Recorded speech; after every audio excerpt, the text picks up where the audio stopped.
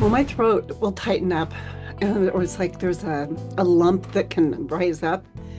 And like if I'm about to say what I really charge, there's that voice inside that's like, well, who do you think you are? I totally can identify with what you just shared in terms of hiding.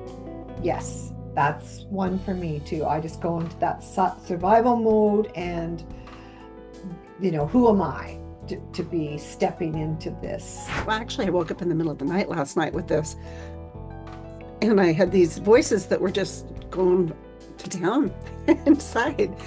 And so slowing it down and saying, what part of me is speaking right now? With that breathing and smiling and say thank you, just let it land in our body because that's where the rewiring begins. It's in our body, not in our head.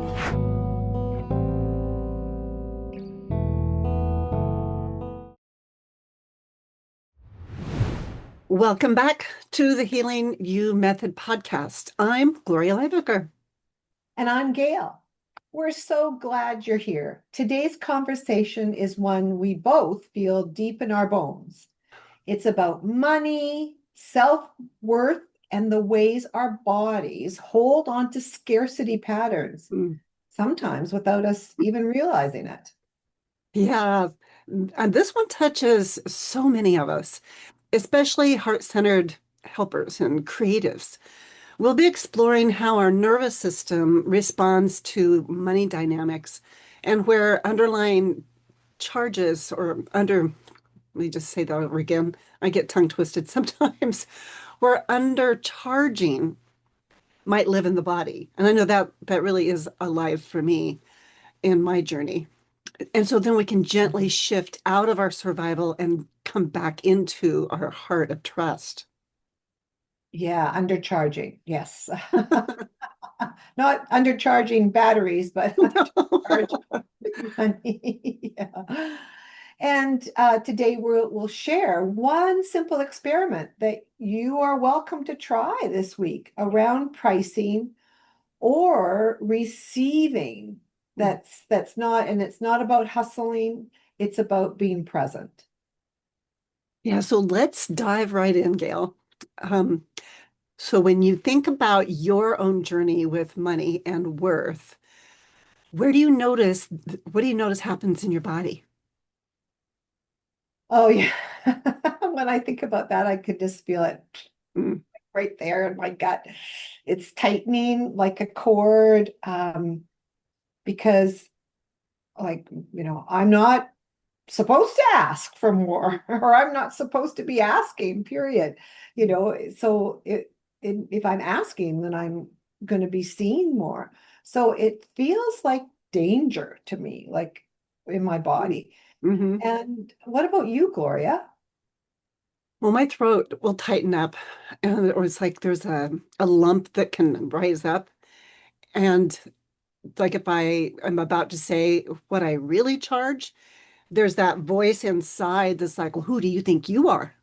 And when I slow down and begin to tune in to my heart again, though, I really can feel into that that's not my truth, that it is a very, very old imprint. Yeah, that's a really important and powerful distinction between, what is an imprint, which you've just had to have accepted, your body's accepted, and your intuition. So I'm so curious about this. So what happens for you? Do you notice different sensations in your body when it's your creative growth, Mhm. tension happening versus your ego getting involved? And that's the tension of the ego's fear. Yeah, there absolutely. There's when it's creative tension, it's more fluttery, like a butterfly. It's light, it's open, and so it's kind of like you're standing at the edge of something that's really exciting. Look at my voice is already acting up. So the egoic tension, though, that's has more of a collapse energy for me, and also a sense of urgency. I get kind of riled up, and my breathing, it's about just about disappears, and that sense of just wanting to hide. Sometimes I just want to be able to just go back to bed or something, you know. Mm. Do you have a tell? Yeah, actually, thanks for sharing that. I think I have three in Mm. a way, and I totally can identify with what you just shared in terms of hiding.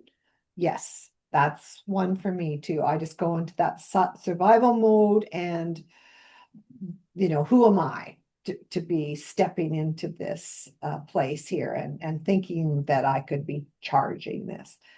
The other one is I the hiding is probably the biggest one. Mm. Another one would be I start to defend myself or like over explain what Oh, I'm trying to offer, or because sometimes it happens that I'm so uh, excited about supporting the person. So right. I'm trying to convince instead of just standing in my own truth Oh, yeah. and knowing that, and this is a big one for me,